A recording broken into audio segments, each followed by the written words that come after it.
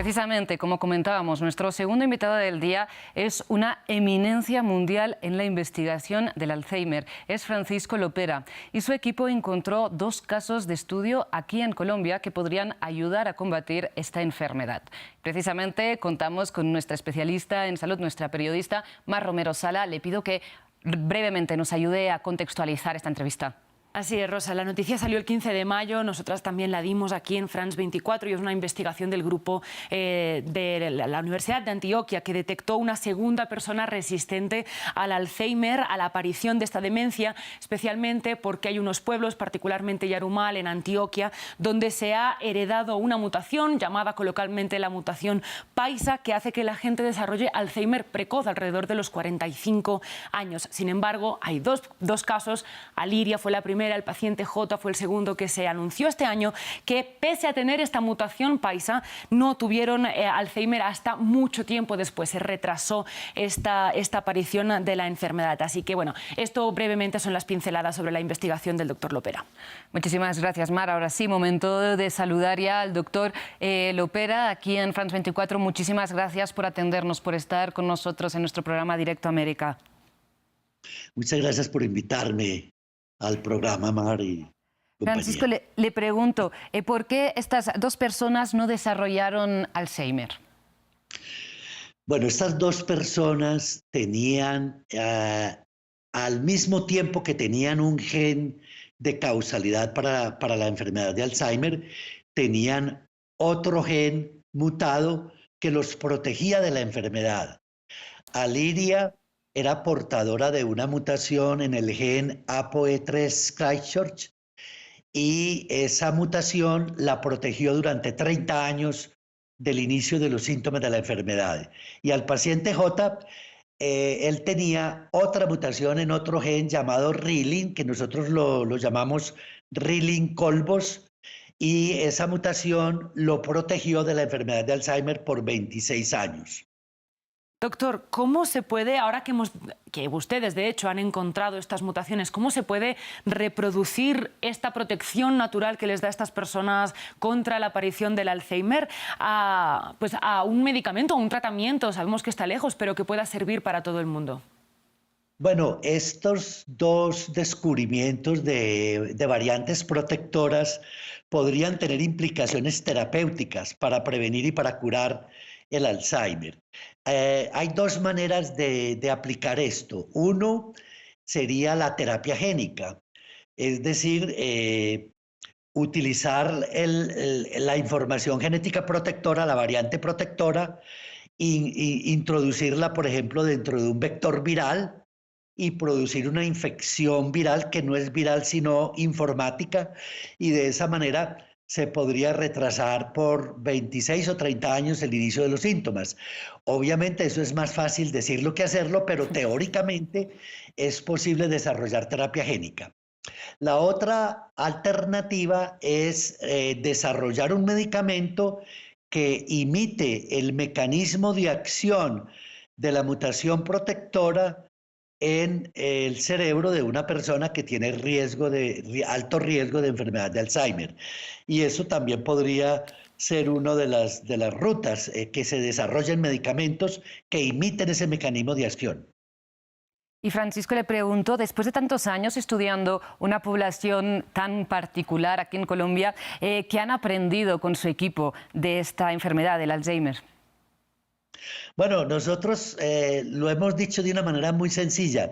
Lo que hemos aprendido en 40 años es que un nuevo método para prevenir y curar la enfermedad de Alzheimer, porque la lección más importante que hemos aprendido es que la enfermedad y la cura habitan en la naturaleza. Entonces, en realidad no habría que inventar una cura para el Alzheimer. Lo que habría que hacer es leer la naturaleza y copiarla. Ese es como el aprendizaje más grande que hemos tenido. Un aprendizaje que ojalá también escuche mucha gente alrededor del mundo que también sigue investigando el Alzheimer. Yo le quería preguntar particularmente por el medicamento que ustedes estuvieron investigando durante varios años también en la población de Antioquia, que tiene esta mutación, un medicamento que se llama crenezumab, ¿no? Y que buscaba limpiar las placas de amiloide, que es esta proteína que se acumula en el cerebro en las personas que tienen Alzheimer. El estudio no arrojó resultados que permitieran que se siguiera avanzando, pero yo le quería preguntar particularmente, que hablamos tanto de estos estudios que son exitosos, ¿qué sucede con los aprendizajes de los estudios que no arrojan esos datos que uno quizás esperaba al principio? Bueno, Mar, yo creo que lo más importante es que ese estudio que duró 8 años y no mostró una eficacia, fue negativo.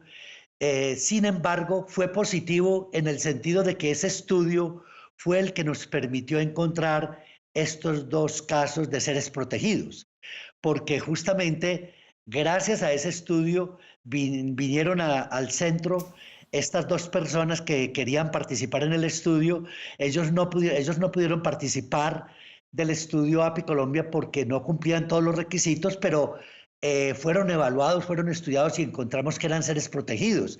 Entonces, por un lado, hubo un fracaso en cuanto al que el medicamento no funcionó, no fue efectivo, pero por otro lado, tuvimos un gran éxito porque descubrimos estos 2 casos que nos trajeron una enseñanza impresionante y además están mostrando una vía para la cura y para la solución que no logró mostrar el medicamento experimental.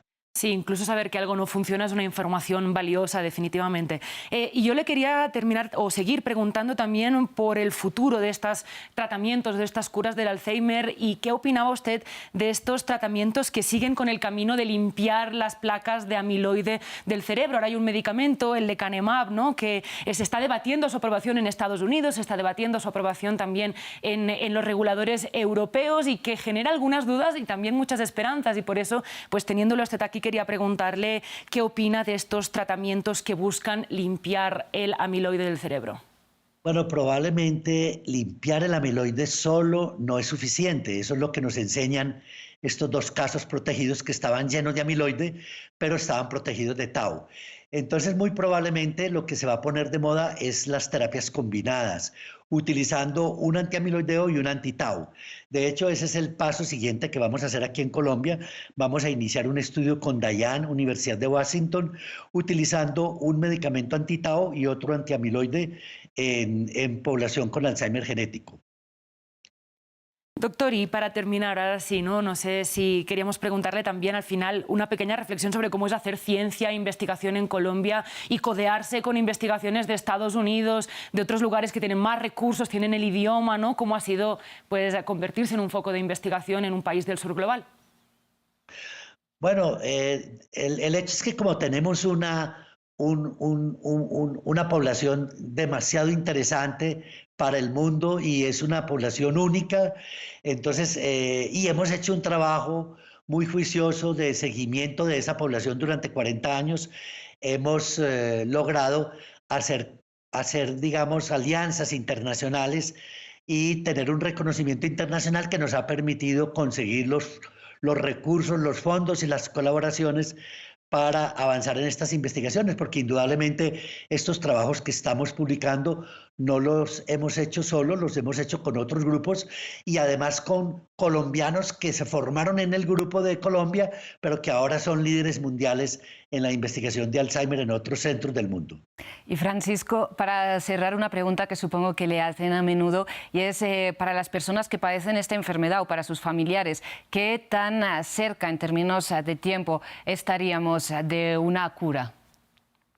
Bueno, yo he estado diciendo últimamente que creo que en los próximos 5 años vamos a tener medicamentos mucho más eficaces para la enfermedad de Alzheimer y en 10 años espero que tengamos medicamentos bastante eficaces y que podamos controlar bastante la enfermedad. Francisco, pues muchísimas gracias de verdad por acercarnos de forma tan pedagógica todo su conocimiento y su investigación sobre el Alzheimer. A ustedes por darme la oportunidad de contar sobre todos estos avances. Mari, muchísimas gracias también por ayudarnos a entender esta investigación pionera aquí en Colombia. Seguiremos actualizando, Rosa. Y nosotros hacemos una breve pausa, pero enseguida regresamos con más noticias.